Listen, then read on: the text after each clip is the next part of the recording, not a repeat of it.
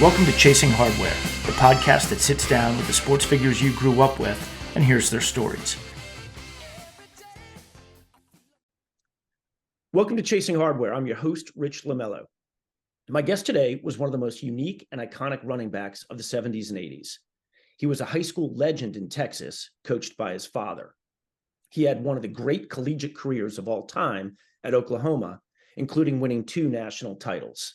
And in the NFL, he accounted for over 8,000 yards from scrimmage, going to Pro Bowls and winning a Super Bowl with the Redskins. As one rival coach said, he was like smoke through a keyhole. Ladies and gentlemen, please welcome to Chasing Hardware, Mr. Joe Washington. Joe, welcome.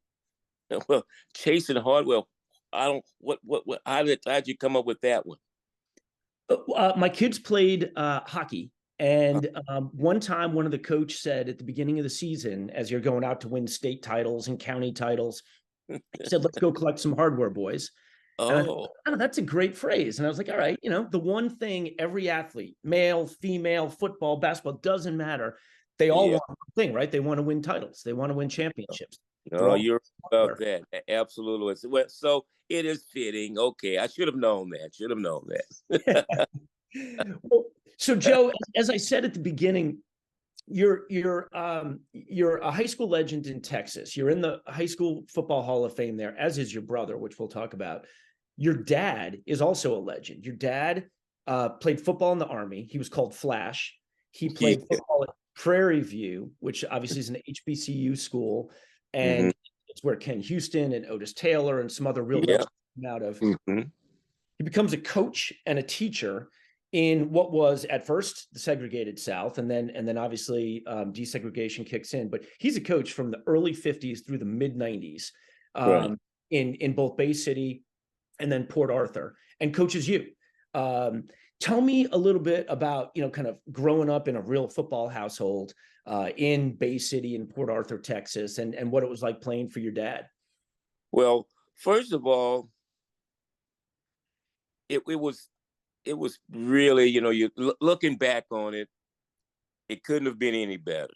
Number one, my dad was the coach, the high school coach in the city. So we had the keys to the gym. During the summer, he operated the swimming pool. So look, we had the keys to the swimming pool. So, hey, we played in the gym, all the sports during the school year. And when summer came, we used to swim free in the swimming pool. So my little brother, my sister, and I, we had it made. I tell you, we didn't have hardly a penny or whatever. We didn't know it. But I tell you what, we enjoyed our life. I tell you what, I never wanted to grow up. I wanted Peter Pan to come whisk me off. I'm telling you, man. I really did. I went to practice with Dad at an early age. I got run over every day. Actually, I went to practice with him before first grade. And my dad enjoyed having us there. We enjoyed being there. That's where we wanted us to be. That's where we wanted to be. We picked up a lot of things. Let me put it like this. As opposed to my dad sitting down, telling us different things, reading you the riot act or giving you some words of wisdom, something like that. We witnessed it every day at practice. We understood what football was all about without him having to coach us, because he was coaching us, with the other guys that he had on his football team, with his 9th, 10th, 11th, and 12th graders and his coaches. We were being coached, without sitting down or having to pay attention. I was in the huddle when they were practicing, and quarterbacks calling a play to run to go to the line of scrimmage to run the play. I'm in the huddle. I know to move back, because I don't have any equipment on me, and I'm not going to run the play. But hey, nobody said anything. No other coaches, my dad, the players or anything. They figured too that we were there, and that's how it was. And through all of that, I understood what it meant to win. My little brother and I understand how working hard. And one thing that was really important was we expected more of ourselves than our coaches, my dad, and everybody else. Mm. And I think, that was probably, the greatest asset that we had. We expected more out of ourselves than anybody else ever did. And that, charge caused us to work hard. And, one thing my dad, would say is don't let anybody outwork you. We understood, what that meant, how it would, how it, touches every other phase, of your life, to be able to do that and to make sure that, you're accountable. You can get along with people. You understand how to fit in. And my mom would always tell us, you may not want to, hear what anyone says, but even if they don't make any sense, it is something in what someone is telling you. And I always, give a person the benefit of doubt of, of listening, trying to take everything in, putting myself in, their shoes to, make a decision or think about before I say something. But my mom would always say, even a person you don't like, has something to say. So you might as well listen. So, looking back on it, it was definitely a fun time. I had a great family. My mom, dad. I had a unbelievable brother and sister. My sister was probably the better athlete. I remember one time we were sitting at the table. We see, dad would come in, all of us come in, that's one. We actually had dinner together. Gee, oh, that's unreal. So we're sitting at dinner. She said, hey, y'all, guess what I did? My mom said, Pat, what is it, honey? She said, you guess what?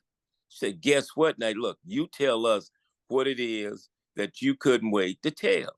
Right. She said, you know what I did? I broke Joe Boy's standing broad jump record by 2 feet. I said, what? You did what? She did. Hey, when I broke it, I extended it out to where I didn't think anybody was going to ever get that. You hear me? Right. She comes in, and just to guess what?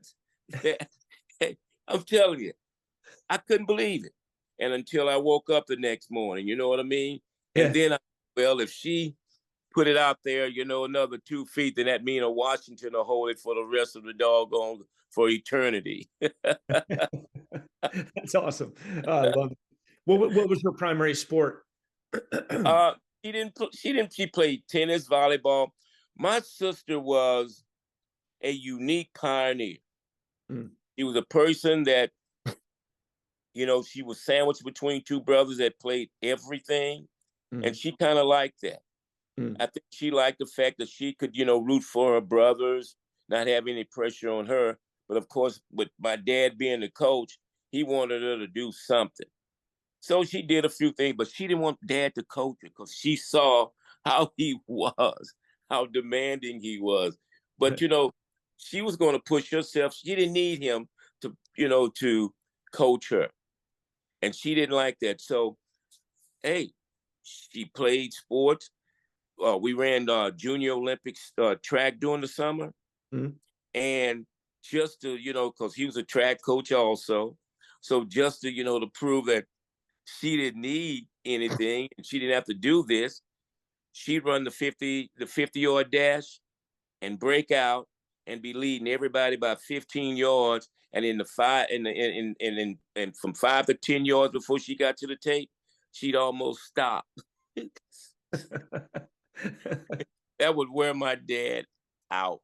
And she decided to try to play volleyball because she knew he couldn't coach that because it conflicted with what he was doing at his high school because she was in junior high at that time. So she was something else.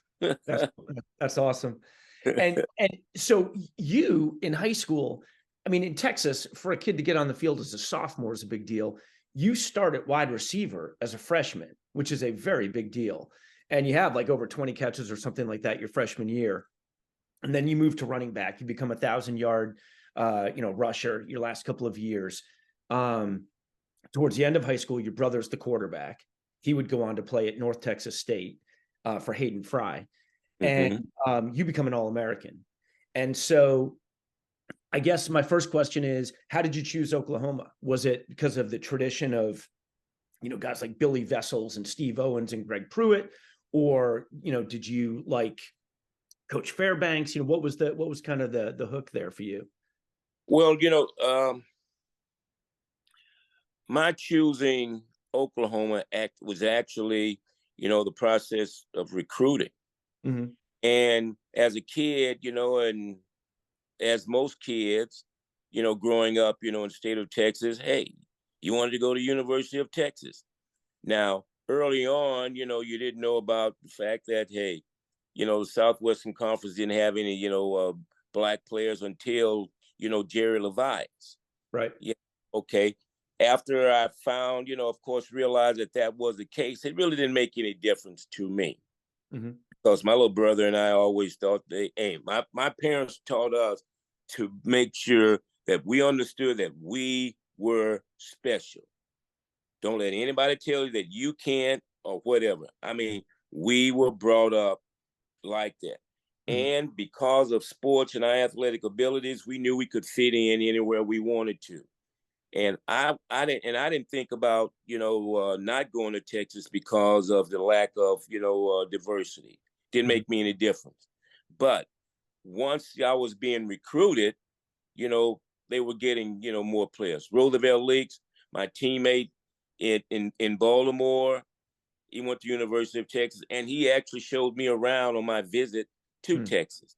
And to show you how loyal we were to Texas, when Coach Darryl Rawls' show would come on either Monday or Tuesday night, and they'd play the eyes of Texas are upon you, my little brother and I would stand up and give that hook 'em sign. You know what I mean? Yeah. Hey, I'm telling you, hey, we were in. We were in. My favorite player was Chris Gilbert, running back. Then, Jim Bertelson, the Coy brothers, Woo Woo Wooster. I mean, I love the players. It didn't make any difference to me that they were all white. Hey, they were players. They could play. Yeah. And that's how it was. So after my eligibility and, in high school was up, you got serious about, where did you want to go at this particular time? I had letters from every school in the country. So that was a little overwhelming. I knew there were certain places I wasn't, going that were too far away. And the history of it all, as far as football was concerned, I took about 26 visits to universities. During those days, you could take as many as you want to, and I took as many as I wanted to, Rich. So I visited a bunch of schools. Texas was number one on my list. And to make a long story short, was leaning towards Texas. Coach Bill Michaels from the University of Oklahoma came by to see me right before they were going to play Auburn in the Sugar Bowl, told me how much they wanted me. And what he told me was, hey, look, we're going to this game. After we take care of this business, we're going to come back and say, we want you. Don't do a thing until we get back to you. Okay. Now, I sort of had, Oklahoma on my radar because, number one, Greg Pruitt went there. And he played in Houston. Number two, they all wore white shoes. And I'm thinking, ooh, now that's progressive there, man. They all wear white shoes. Not just the backs, not just the receivers. The whole team wore white shoes, Rich. Do you understand that? Yeah, style. Hey, coaches, the equipment managers, trainers, I like that, man. Hey, you have to have a little style in your, in your game or whatever, Yeah. because as you know, later on, I wore silver shoes. Oh yeah. So hey, that that's another story. But anyway, I I waited until after Coach Michaels and the Sooners, beat Auburn, and they did make contact with me. And the coach that made contact with me was Greg Pruitt's coach in high school, Mm. whom I've known all my life. His teams played against my dad's teams. And it was Wendell Mosley who came and recruited, came and was in charge of recruiting me, making sure that I came to the University of Oklahoma. And he told me, that, you'll have the greatest opportunity to do whatever you want to do at the University of Oklahoma, which he was definitely, correct with that. By that, he meant I want to go to dental school, which I thought that's what I wanted to do, be a dentist. You can go to dental school. If you, you have the opportunity to make All-American, All-Conference, win championships, play on television, all of that, and play in the same backfield with Greg Pruitt. And when he said that, that really stoked, my imagination. Hey, Sure. a freshman at Oklahoma, you're playing in the same backfield with Greg Pruitt, and it made a big deal. Of course, when I went to Oklahoma on my visit, it was one of the most beautiful spring days I'd ever witnessed in my life. And on the south oval of the campus, all the flowers in bloom, the nice gentle breeze, and they were showing us the dorms and the facilities and everything. So they took us to the dorm where I would live, and guess what? The name of the dorm was Washington House. And I say, bingo. Gotta go.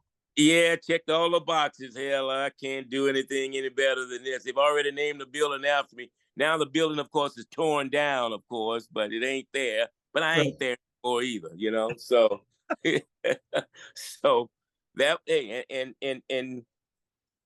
it's an important choice you make. It's probably one of the most important choices that a youngster, can make, where you want to go to school, especially an athlete. And I tell you, I do it all over again. Yeah. People I've met, coaches, the friends I played with, and to this particular day, I call it my home away from home. Yeah. And the people there are my family away from family.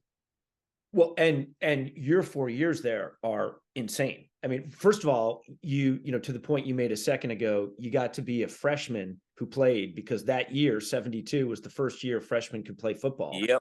At the varsity level, which then allowed you to play with Pruitt, who was a senior. In your 4 years, you lose 2 games and you tie 1. You win 43 games. You go 43-2-1 in your 4 years. Obviously, the 2 national titles your junior and senior year. Your freshman year, you get over 600 yards in a backfield that has Greg Pruitt in it, who's like the runner-up for the Heisman. Right.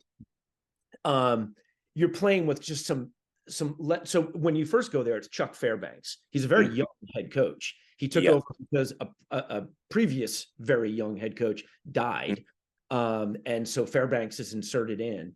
So you get there, it's Chuck Fairbanks. Barry Switzer's an assistant. Jimmy Johnson is an assistant.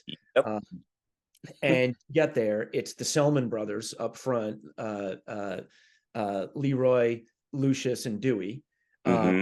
And obviously, like we mentioned, Greg Pruitt. Tell me a little bit about, you get to Oklahoma, you're getting playing time straight away.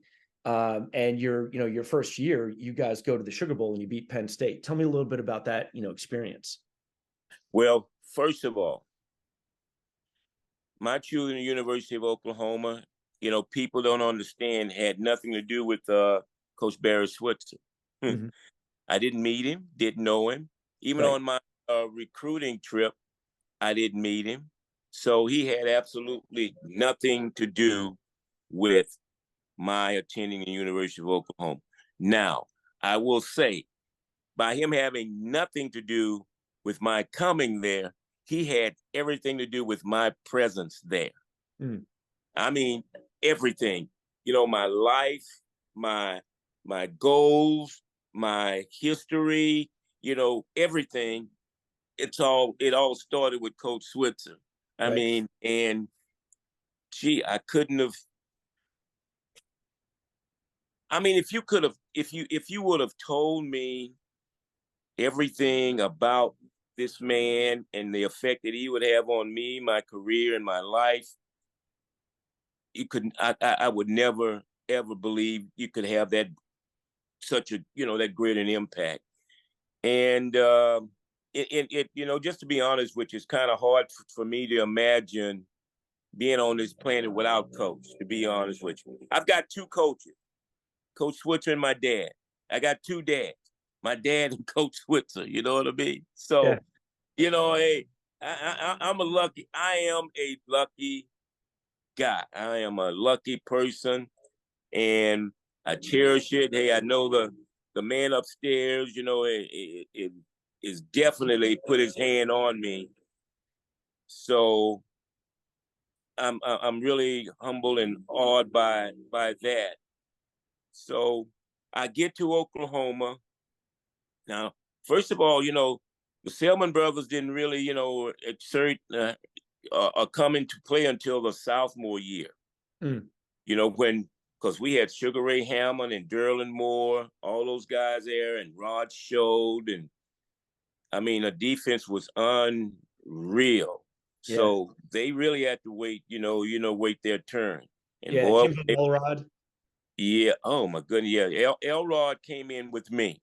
Yeah. So so our sophomore year is when, hey, they took the reins off the Selman brothers. Hey, Lucius, Leroy, and Dewey, they terrorized the place there, man. I mean, I couldn't have gone to a better place at the right time. And I will say this too, Rich, if the system they have now in choosing all, the national championship team, where you play this four, if they would have had this when I was playing, we would have won 4 national championships. Right. I'm telling you. Because the games, the two games we lost, Colorado my freshman year, we go there, we got the wrong shoes to play on wet artificial turf. Mm. And Kansas, they were better than we were.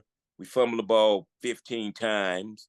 Hey, they got the ball every time they scored, inside our 30-yard line or whatever. So, we would have won, 4 national championships. That's how good, we were. And my choosing that school and the fact that I thought my brother thought silver went real well with red, decided that I should wear silver shoes. I don't know how he came up with it. To this day, I ask him, he doesn't say anything. He won't give it up. He just said, you need to wear silver shoes. I say, why? He said, you're different. You need to wear silver shoes. So I went to the store, bought some silver paint, sprayed my shoes, put some red shoestrings in them, painted the stripes on them. And you know what? I said, yeah, you're right. And it just became your thing for the rest of your career. Yeah, you're right. I think I'll do this. Okay. All right. Indeed. I love that. That's awesome. Yeah. And every single picture of you, it's the silver shoes, pros, college, doesn't matter. Yeah. And that team and your quarterback, Steve Davis, rest in peace. He was like the perfect option quarterback too, to run that wishbone, because he'd come down that line, the perfect read, bang it out to you, around the corner you'd go. And you had Tinker Owens, Steve Owens' younger brother, at wideout anytime they did want to throw it down the field. And I have to say, there's a video clip, and for the listener or for the viewer, there is a 14-minute highlight reel of Joe Washington that you have to pull up on YouTube, because it's unlike anything you've ever seen. People talk about Reggie Bush, people talk about Barry Sanders, phenomenal video reels. This is the most insane video reel I've ever seen. And the craziest play is a play that went for net 0 yards. The punt return against USC. You catch Oh, you run. I think my wife counted 15 people got their hands on you at some point. You went backwards 30 yards. You came back 30 yards, basically tackled at the same place you caught the ball. It's the most incredible net 0 game play I've ever seen in my life. And that was a 7-7 tie with USC. And it looked like it was in the rain. Was it? Was it kind of bad no, conditions? no, the weather was perfect. We were playing on grass. Okay. And that was another time that, we fumbled the ball about 10 times. We Okay. missed field goals. And we actually held USC, our defense, passing and rushing a total of 150 yards for the whole game. Right. And the way they scored the field goal is I got dinged or something. I don't know. And I came out and they punted to us. And I'd forgotten about this. Clyde Powers, a defensive back, he was my backup. He caught punts also. Mm-hmm. So when I went out, he went in and he told me just 2 months ago we were talking because I said, we would have beat USC if I hadn't been Judy, lollygagging and showboating and hanging out with the punt return, against them. If I'd have gone on and scored and everything, we would have won. And he said, "Nah, that's all right. If I hadn't fumbled the punt," I said, "You fumbled the punt?" He said, "Yeah, around the 15-yard line." I said, "Oh, okay." Okay, it's your fault. Yeah. So, hey, like I say, no one would have beaten us or come close to beating us twice for sure. We had the most unbelievable group of guys. We had some guys on our team and, that would do whatever it would take to win. Right. You didn't have to worry about them, slacking. You didn't have to worry about them not doing what they're supposed to do. You don't have to worry about them not stepping up to the plate when you needed them to step up to the plate. They did, especially my line. I mean, hey, if I didn't gain 3 yards, they would apologize profusely. I mean, they'd come back. "I'm sorry, little Joe, I did this." I say, "Hey, it's okay. You all just keep doing what you're doing." Jerry Arnold, John Roush, Terry Webb, Dennis Buchanan, Tom Berhaney, Ed White. Gee whiz. Carl Ballenswire. I call them all every year. I at least talk to all these guys. And I get to see them, quite a bit. So all I can tell you is this. Hey, the people and the friends that I have made, it's unbelievable. Unbelievable, yeah. Rich. Really is. Yeah, well, I mean, yeah, the group you guys had. And oh, by the way, Fairbanks leaves to go to New England. Switzer takes over, and there was some probation stuff. There was like a 2-year TV ban and a 2-year bowl ban, and they didn't overlap, so which was kind of weird. So there was like 2 years where you couldn't go to a bowl, and then 2 years where you couldn't be on TV. Yeah. So here's this amazing team, and your last 2 years, 74 and 75, we can't see you on TV. That's right.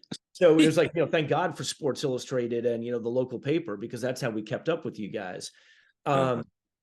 And you guys set a record. So your junior year, you rushed for over 1,300 yards. You guys set a record. You run the ball 74 times a game. Nobody's done it since.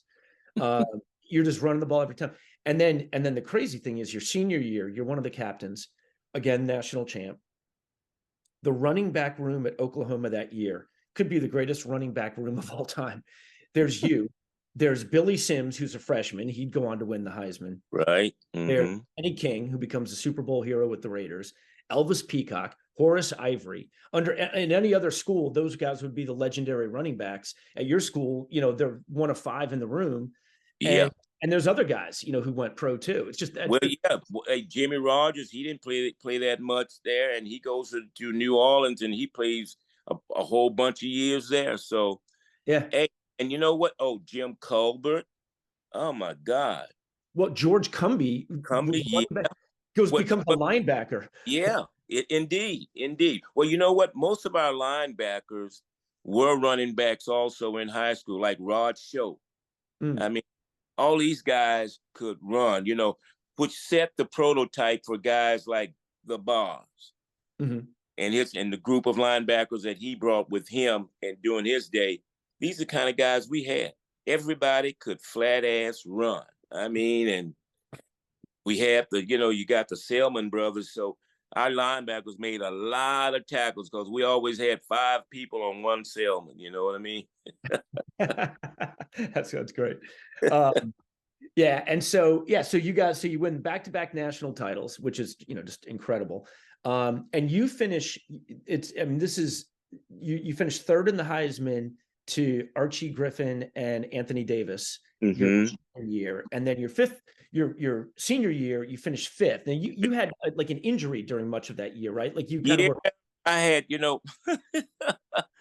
I had, a separated shoulder, and but that's fine. That's really no big deal.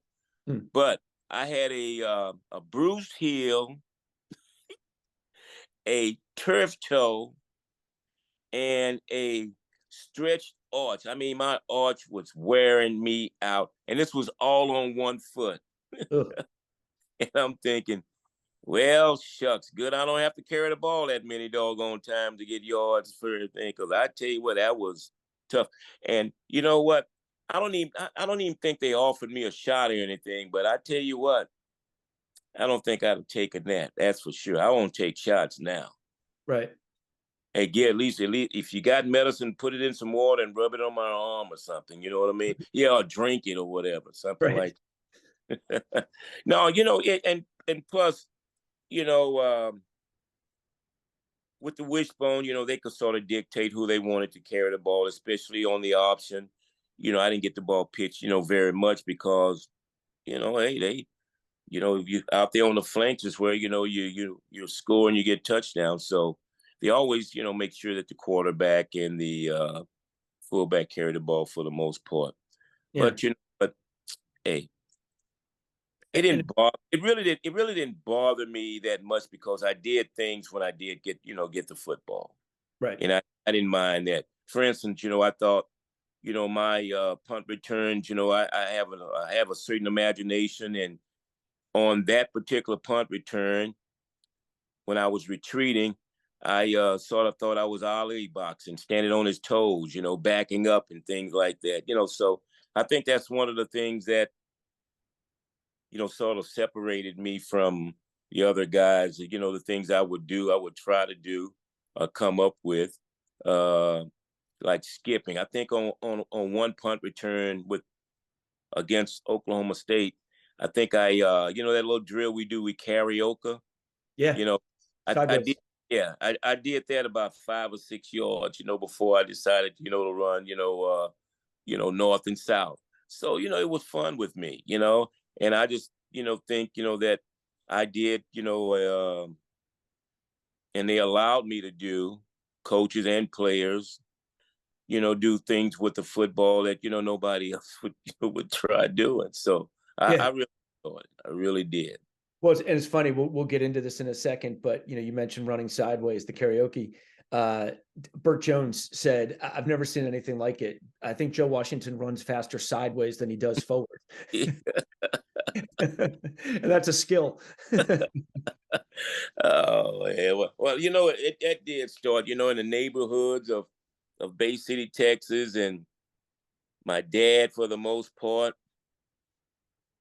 I really, for as strict a coach as he was, I mean, my running style, I mean, I can't believe he let me do that to this day. I just don't understand. He allowed me to jump people back in high school. You know what I mean? And I mean, he allowed me to do a lot of stuff that I don't think I'd allowed anybody to do, and I still do it. And it kind of amazes me, especially his strict background. He really didn't want to play me as a freshman, but his assistants had a lot to do with that. He had a great staff, in Port Arthur. I mean, he had a great staff. Mm. Oh man, they were with him a long time, and hey, basically, that was his strong point. Mm. And did Jimmy Johnson, I mean, I know he's a Port Arthur guy. You're a Port Arthur guy. Yes, sirree. Port Arthur, home of Jimmy Johnson. He went to Jefferson, home Yeah, of Jimmy Johnson and Janis Joplin, my friend. that's right. Classmates. Hey, all three of us are Jays, okay? That's right. That's so funny. Yeah. Yeah. I read that Janis Joplin and Jimmy Johnson were high school classmates. Yeah. And then he's on the staff at Oklahoma when you're there. My freshman year. Yeah, he was there. He coached the defensive line. Okay. And so you get drafted. So you're two-time national champs. You've got this, just insane, career. You rush for over 4,000 yards, and you get drafted by San Diego. And it's kind of it's you're there for 2 years. You're hurt your first year. And it must be a culture shock. And this happens to a lot of guys who come from winning programs, and then you get drafted by a team that's not that good. You guys lose as many games in the preseason, 3, as you did more than you did your entire collegiate career. Now you're hurt in one of the early exhibition games. But what's like the transition like to San Diego? Tommy Prothro is the head coach. Bill Walsh is the offensive coordinator for your first year.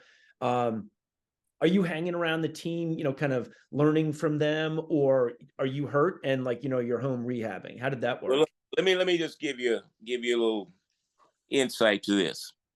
I come from one of the winningest programs in the country in history. Right. With Oklahoma.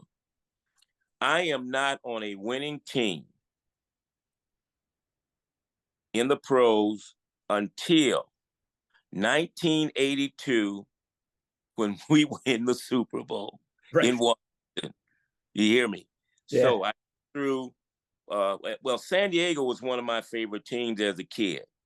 The Lightning Bolt, Lance Allworth, Paul Lowe, Keith Lincoln, what was Dickie Post? Oh man, did I love him. I actually called him. He was one of my heroes. I called him up, Rich. Just out of the clear blue sky. I called him up. And listen, so it was so cool. He knew who I was, and we talked, and it was great. Just like, I'm gonna tell you what.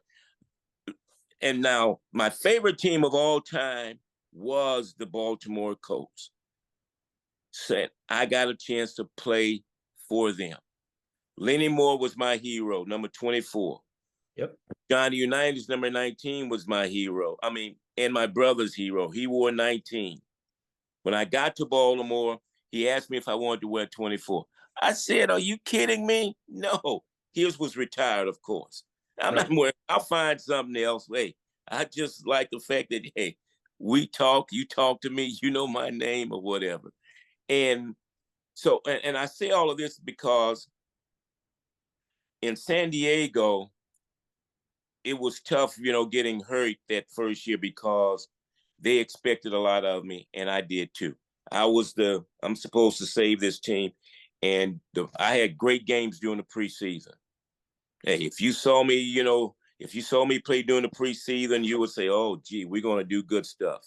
Yeah, you scored a bunch of touchdowns. Yeah, I mean, I ran punch back. I did all kind of stuff during the preseason. And so I guess, their hopes were high. And we go to Norman to play a preseason game. And in the second quarter, I tear up my knee running the kickoff back. You hurt yourself in Norman? I didn't realize that. You guys had an exhibition game there? Yep, we were playing New England. We were playing Fairbanks, and they had quite a few players from Oklahoma. Well, he had at least 3: Chandler, Sugar Bear Hamilton, and Rod Schultz. And some other guys I knew. I knew Sam Bam Cunningham and guys like that. So they scheduled, that preseason game, in Norman. Okay. And so you're hurt for that year. Now that's an interesting team. So Mercury Morris is at the end of his career. He's with the Chargers for a year. Did you have much interaction with him or a guy like Dan Fouts or Charlie Joyner? Oh, well, I tell you what, well, when I got hurt, they traded for Mercury. Okay. And Mercury sort of introduced me to what this game is all about and how the coaches are and how things are going, and I tell you what, he enlightened me quite a bit, even though I, come from a football background, the pro system of how they go about things. He he really enlightened me. I tell you, he really did. I knew Charlie Joyner real well, became good friends, and Shaq Harris, he was there because I know Fouts held out one year, and I got a chance to play with Shaq. My first passing touchdown was to Charlie Joyner. A little crossing route, threw a nice little pass to him. And, we had that good talent out there. I think Coach Prothro was sort of a little bit in over his head and his time, even at that particular time there. But, when Coryell came in, Coryell came in the day after I had my Monday night game against New England. Right. So, so you could tell they had talent because that whole team it was a turnaround immediately. Yeah. I mean, there must have been a part of you, given the type of player you were, you could run, you could catch, you could, do everything. You must have looked at that and said, damn, that could have been fun playing for him.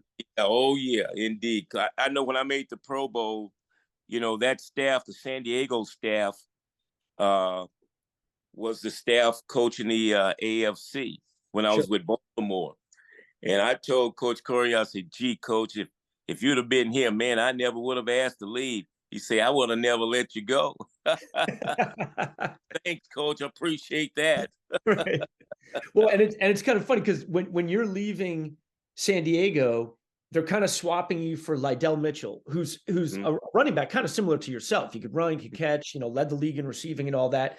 But when you read the story about Lydell, it's like, well, he's leaving because of money issues and issues with Irsay, some racial stuff. And you must have been like, okay, so money issues and racial stuff, that doesn't sound fun. Okay, I guess I'm going to Baltimore. Yes, what I said. Oh, gee. But you get to Baltimore, and so that's an interesting situation. Burt Jones, obviously the Ruston rifle, huge cannon for an arm, but starting to enter into the part of his career where he's hurt a lot. So all of a sudden, your quarterback is like Bill Troop and Greg Landry at times. What was it like getting in there? I mean, obviously, on the one hand, you start to put up huge numbers. First of all, Burt got hurt, during the preseason, right? And because he was Burt Jones, it was always going to try to be rushed back in, which we probably needed to do is probably miss that whole season. He probably should have. And he probably should have had some surgery. But he came back to play in a few games and kept re-injuring it. Troop had probably one of his best games, which we both had, on Monday night. Greg Landry. To be honest with you, all of our guys were injured. On defense, we had at least 6 players injured. On offense, we had a very young offensive line. We had 3 veterans retire, three veteran linemen retire, and your starting quarterback, the Ruston Rifle, he's not there. I mean, they trade Raymond Chester back to Oakland, and and then you get this, this one guy who's all beat up from San Diego. He wears glasses. He's got his eyes poked out. He played with a bunch of gangsters in Oklahoma. They were always on probation. Say, well, what the hell are we doing here? You know what I mean? Yes, sir. So, hey, you know what? I hated losing, but it was better me trying to, do what I could do to help us win than me not playing. You know what I mean? Of course. I left a place where we wouldn't play me because of some of the things I used to do. One time he told me, he said, Washington, that's sandlot, son. We don't do that in the NFL. Hey, I was doing all kinds of stuff around there. And he obviously wasn't accustomed to. Probably gave him headaches. You talking about pro throw? Yeah. Just what some of like the moves you did on the field and stuff? Oh yeah, I mean, sometimes I'd run into a hole twice. I ran in, I changed my mind, I came back and ran again. I ran a option one time off a defensive end, and he said, "Son, we don't do that here." I said, "Well, coach, I was just trying to make a play, whatever." So it was it was it was hilarious. It was hilarious. But I tell you what, I learned to play cribbage and backgammon. Let me tell you, I'm pretty good too. That's one thing Coach Prothrow taught me how to do: play that and backgammon and crazy eights. And oh man, I'm telling you, we were pretty good as a team at that. Couldn't win any football game, but hey, we were pretty good at this other stuff. That's awesome. Oh, that's great. Well, and yeah, and when you go to Baltimore, you alluded to it a few minutes ago. Early on, I think it might have even been like I know, your first two games in Baltimore, you guys lose by a combined 80-0. Yeah. You must be thinking to yourself, what the hell have I gotten myself into? I really was thinking, holy crap, Batman, what's going on here? And then that third game in the driving rain, and this is back when, I mean, and for the listener, most listeners will remember all this, but Monday Night Football was an event. Yeah, there was no Sunday night, there was no Thursday night. It was Sunday football and then Monday night. And so everybody would watch. You only had 3 channels to choose from anyway. And in the driving rain, New England is heavily favored. You put together what could be argued the greatest quarter in NFL history, certainly on the short list, and certainly in the history of Monday Night Football. In fact, it's funny. I interviewed Dick Anderson, who had probably the greatest half in Monday Night Football when he had 4 picks versus Pittsburgh. Yeah. Your quarter, you throw an option pass for a touchdown to Roger Carr. You catch a long pass for a touchdown, and then New England keeps coming back. And with under a minute to go, you return a kickoff 90 yards for a touchdown in the pouring rain, all of this in a downpour. Tell me about that. I mean, like every pro athlete has their moment where they're feeling it, but this had to have been off the charts. Well, one thing, I did return kickoffs. I've always thrown the ball. I've always caught it. And of course, hey, being a running back, you do run. And I wasn't expecting to play, very much, during that game other than, return, kickoffs, maybe some punts, maybe see some action, because the key thing with me was, I just got there right before the first game. And, learning their system, getting accustomed to their system, because the plays were numbered differently from everywhere else and I've ever been in my life. Okay. Whenever you call a play 24 power, 26 power, that's to the right. 25, 27, the odd numbers were to the left. Well, it was just the opposite in Baltimore. Now I'm talking about 7th, 8th, 9th grade, 10th grade, 11th grade, 12th grade. Hey, and then 4 years, hey, that's 10, 12 years. Then San Diego of running the football to the strong side, which the number is even. Right. So it took a little getting used to. Sure. When John McCauley got injured, and I was going in, I said, holy crap, Batman. Well, I'm either sink or swim, because the only plays I know are the ones I carry the ball. and Rosie helped me out. So when we get in the I formation, he pat his either left cheek or right cheek on which way we go. I Mm, know what to do, but I'd always, revert back to, going to one side or the other. And he was able to pat his cheek to let me know that this is going to this side. okay. And hey, and that got me through it. And I didn't slip one time in the rain. But shoot, I had some. I traveled with a bunch of shoes, for different surfaces, and I had this thing about shoes or whatever, and I happened to bring the right shoes that particular night, and you talk about the stars lining up. They lined up Yeah. for me to be able to do everything that I was, taught to do from a kid growing up. So Yeah. that kind of reintroduced, I think, the faith in me being, the type of back that I was. So I think, that lull of 2 years, I think, people, you know, got a chance to see again what I was capable of doing.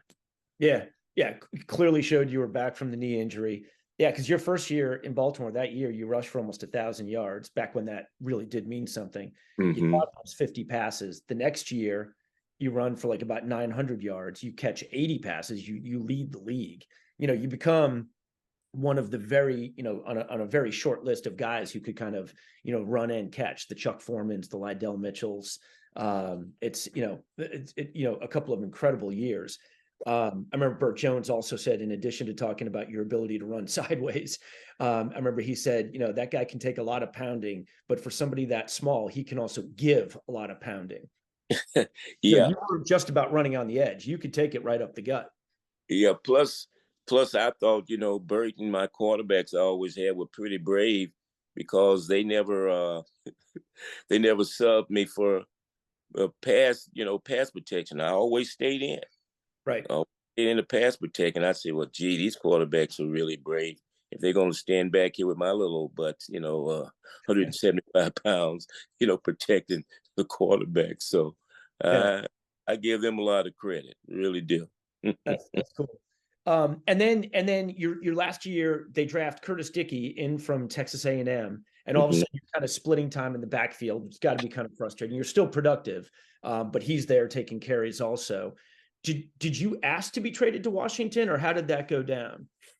No, I asked to be traded. Well, first I say, well, shucks, I've gone to the Pro Bowl. Hey, and this guy's making more money than I am.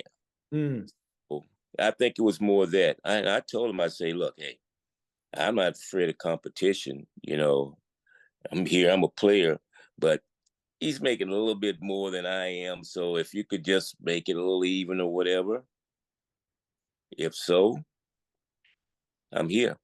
And I think, and one thing I think they did, I had some negotiations and I think they wanted to change him a little bit here or there, something, we agreed on one thing. And then, of course, they called back and the owner wanted to do something differently. So I say, no, I'm out of here. right. But you can't pick where you're gonna want to go though. I was lucky to do that. I mean, I was really lucky to end up in Washington with Joe Gibbs. Yeah. Really was. So you come into Washington in Gibbs's first year, and Mm-hmm. Bobby Beathard is the general manager. Obviously, they've become a great tandem. And I'm Mm-hmm. also curious, Bobby Mitchell is brought in as assistant general manager. And he's interesting because he's been in Cleveland with Jim Brown. Yeah. He is another guy who's, can run and catch. It's a very short list of guys who are incredibly productive at both, for more than a couple of years. And Mm-hmm. it's just kind of interesting that you're kind of on the team while he's coming in there. Did you have much overlap with him? And yeah, tell me about Joe Gibbs and, the early part of his career. Well, one thing, like I say, I had him when I was in the Pro Bowl. Mm-hmm. Yeah, and that's where I first met him. And I love their offense. I love the way they went about things. Oh, because So Gibbs was with Coryell. yeah. Mm-hmm. Okay, right. Okay. So so when he got the job, in Washington, and I was up, I was on the blocks. I sort of put a couple of feelers out to see, let him know that I wouldn't mind playing in Washington, and, and sure enough, I got, the call on draft day that I was going to Washington. Joe Washington is going to Washington. So I was really elated about that. I mean, I really, really was. I actually went out and worked out during that day. Probably one of the most vigorous workouts I had, all off season. Is when I found out I'd been traded to Washington, and I wouldn't have to move way across the country either. Being here in Baltimore. So, that hey, that really worked out. Yeah. Yeah. Mm-hmm. That's awesome. And so you go to play for Gibbs. So this is a team, obviously Joe Theismann's the quarterback. You've got John Riggins in the backfield. Actually, your backfield is really interesting. It's John Riggins, you, and Terry Metcalf at that point. Mm-hmm.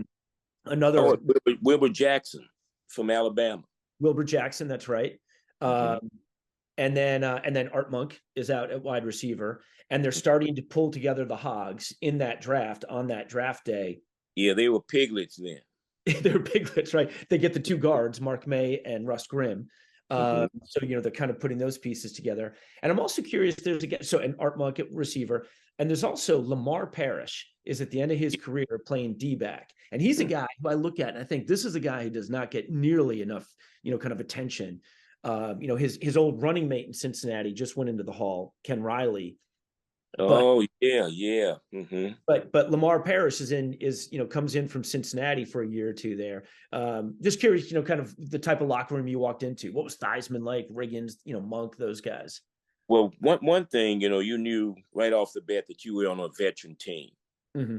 You are on a veteran team. These guys, hey, and hey, I mean, it was always all business. Hey, they were all cut ups, and they were all men. I'm telling you, these were guys. These were guys that you looked up to. They were 4 years older than you were, and they understood the ropes, how things were going here and there, and it was really fun. Riggo was funny. I mean, all of these guys had great sense of humor. They were jokesters. And hey, they were football players. Beer drinking, smoking. Hey, I'm telling you, it was like a job to them. Hey, a 9 to 5. Hey, go. Hey, after practice, have a few beers, right there in the locker room. And obviously, excellent football players. So, right. And, I got there. We went 8-8. We started off 0-5. I got hurt the second game of the season. I'm thinking, here I am. I didn't miss a game in Oklahoma, and now I'm in the pros, and I get these little nitpick things here. I in Baltimore, I didn't get any injuries. I was there 3 years, but the first, let's see, I didn't play in the first. Well, I didn't start, the first year when I was in Baltimore, the first 4 or 5 games. And I missed 3 games in Baltimore the second year where my knee swelled a little bit. And then, of course, dividing the time with Dickie. Well, I had a high ankle sprain in the second game, and I think I ended up missing four games after that. Mm-hmm. And, when I came back, we ended up, going 8-8.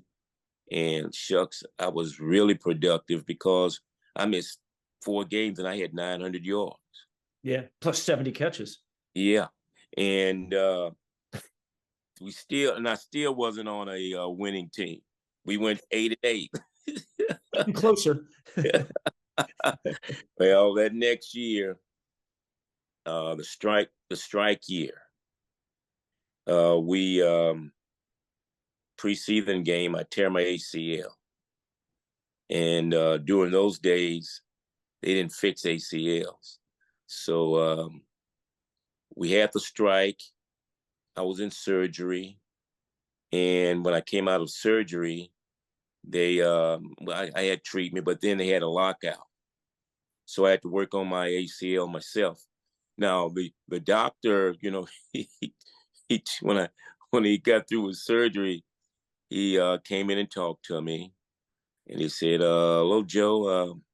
We took care of the cartilage in your knee, but you tore your ACL, and we don't do anything with those." I said, "You don't do anything with those? What do you mean?" I say, "No, we don't have the technology to fix those." Hmm. And running back like you, it probably will affect you a little bit. And I'm thinking, I've never really heard of an ACL, to be honest with you, Right. even at that stage. So I'm I'm I'm a little bewildered, and I say, "Well, look, Doc, what are you saying?" He said, "Well, you might start you looking for another means of employment." And I'm still don't know what he's talking about. I really don't know. Right. I know that he means that, I should look to do something else. I think that's what he really meant. Right. But shucks, I played that year with that ACL torn. And of course, I wasn't myself because every time I'd make a heavy move, it would slide off. But I struggled through, couldn't understand, that my being able to rehab, wasn't helping it, So that was a little tough there to have to play those last few years or last 2 years, uh, not being myself. Yeah. And I think, that more so than anything else, led me, after, Atlanta, put me on waivers.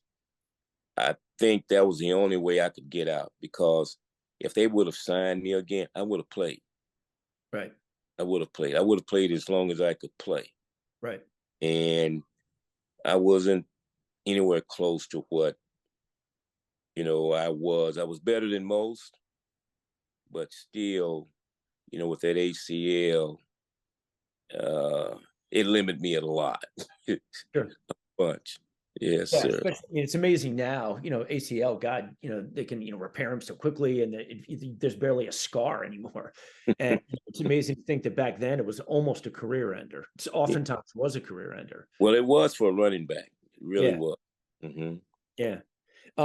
And you still, even through the pain, you still do. I mean, 83 season. So you guys win the Super Bowl in 82, but obviously you've been compromised with the injury. 83 season, you guys are 14-2. Your Yeah. two losses are by a point each, which is just incredible. You play in two of the, kind of more iconic games of the 80s. You that Monday night shootout with Green Bay, Yeah. and all those guys. And Yeah. then I think Green Bay won that one, and then you guys win the shootout with the Raiders. You score Mm-hmm. the touchdown with under a minute to go, whatever. Mm-hmm. Yep.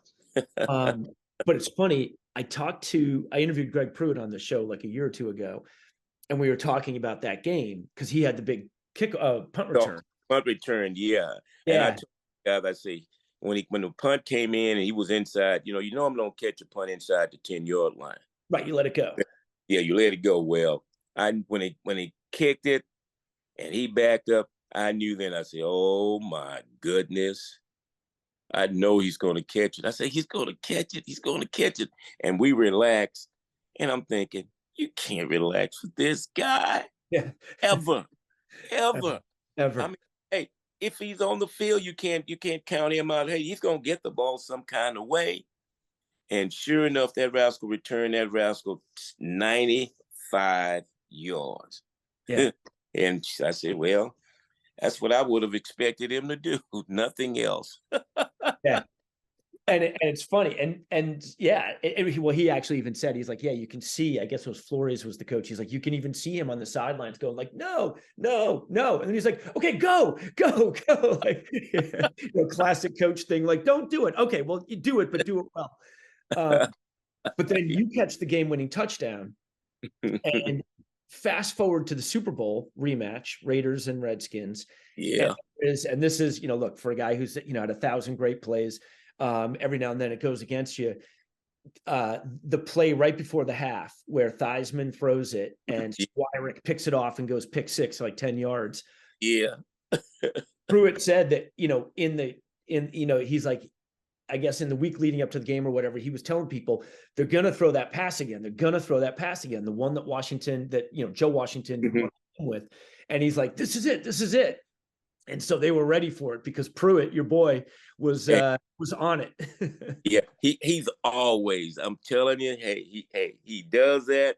Hey, that's his MO because hey, Square, they actually ran Jack in as the play was going. They didn't call a timeout. He didn't go in the huddle. Hey, he ran in at the last minute and he ran straight where I was. And I saw him and right. I knew I was covered, but Joe didn't see him. Right. Yeah, Joe didn't see him. He had pressure on him. And, usually, Joe and I are on the same page and, he knows where I am and I know where he's going to be.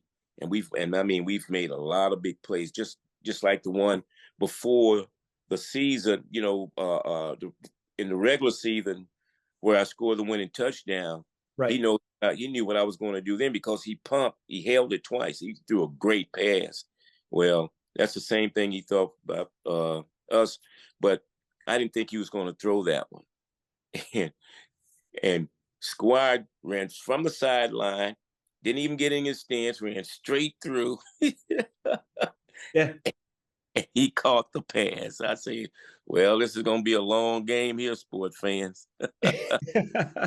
Yeah, that was basically the play that, kind of was like right before the half and puts him on the cover of Sports Illustrated, which was something you got to do a few times. So that was kind of cool. Yeah, I tell you what, that was unreal. Unreal. Yeah.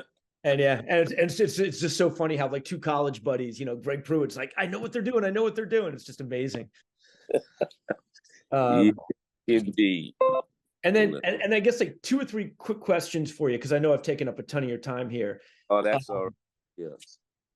So one of them is, you're towards the end of your career. So 84, you guys lose to the Bears in the playoffs. Oh yeah. That's the year before the Bears win the Super Bowl, but it's the year that defense has really started to come together. Oh, yeah. They changed everything, in football. That group that did. They were good. Yeah. So when you're playing them in the playoffs, are you guys looking at each other going, oh man, this is just different. This is not your average defense here. Well, you know what? On several plays, I knew it was different because they had guys all over the place. They were just coming at us. Right. I mean, they were coming, they were rushing 5 and 6 people. They were creating all kind of havoc. And these guys were not slouches either. They were big, athletic guys like our guys were. Right. And I knew this was, I actually carried a ball one time, and one of the players reminded me a long time ago, what was his name? Golly. It's one of the defensive linemen. Dan Hampton or Steve McMichael? Hampton, yeah. Well, yeah. He said, "Little Joe, what are you talking about?" I think I ran in there and I think they grabbed me and they threw me around a little bit. I said, "Oh, you all serious? You all really doing a little hitting in here, you know what I mean?" I knew then that, hey, it was going to be a long day, right? For us, a long day for us, and it was, and that was the birth of a nation, as they say. That was the birth of what was that dance they did? Oh, the Super Bowl Shuffle. Yeah, Super Bowl Shuffle. Yeah, that was it. That's crazy. And on that team, on that Redskins team that year is Keith Griffin, Archie's brother. Mm-hmm. who obviously you had, kind of been a runner-up to for the Heisman a couple of times. Did you Right. ever talk about that, or did he talk about when he was a little kid and his brother was winning the Heisman? Uh, no, I was all, I tell you, I was mostly, getting him ready to play. Mm, We talked a lot about it, and I always asked him, how Arch was doing, and if he talked to him or whatever, and with Keith was basically both, so hey, he wasn't too concerned about his brother. He wanted me to, get him ready to play, which he was a good back. I yeah. mean, real good feet. He could catch the ball. I think he had, better hands than Archie. But Archie was a tough player. I mean, you couldn't tackle Archie. Hmm. But Keith was, I think, a good all around, a running back. Tough, could run real good routes, and like I say, he had good hands. Good Yeah. hands. And he was a key part of that Miami of Florida national champion team, that first one with in '83. Yeah, yeah. And then your last year, you alluded to it a minute ago. You go to Atlanta. You're playing for Dan Henning, who had been one of the coaches under Gibbs. Uh, Mm-hmm. and the team's not that good. You guys are 4-12, but there is one guy. We were talking about style at the beginning of the show. Billy White Shoes Like Johnson's on the team. Johnson. So Well, you were the silver shoes. we were tight. We were buddies, running buddies. You know that, don't Oh, you? of course, had to be silver shoes and white shoes. I mean, how not? There you go. That's what I'm talking about. Worked out together. We changed, different, workout regimes, off season. We exchanged a lot of stuff. I mean, hey, we sort of from that same, era and mode. So, I tell you what, quarterback Barkowski, Yeah, great guy, great guy. They were just young. I think the ownership hurt them more than the coaching did.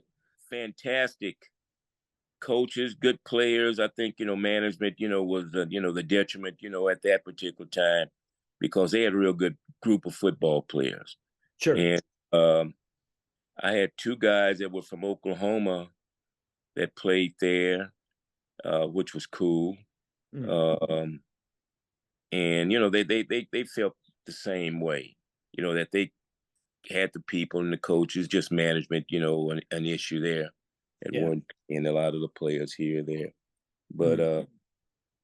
it was my last year, so folks say I went from the Super Bowl to the toilet bowl. So That's the life of a professional, right? It's very hard to keep it going the entire time. that's it. But no, I like the city, and players were great. I mean, they were great. And they showed, eventually, they got the right management in there, and hey, they turned that team around. Yeah, yeah. And so then you retire, and I'm always interested in this because I don't know, maybe 2 months ago I interviewed Dan Pastorini, and he got into like drag racing, funny cars, and obviously famously Brad Daugherty, the basketball player, got into NASCAR.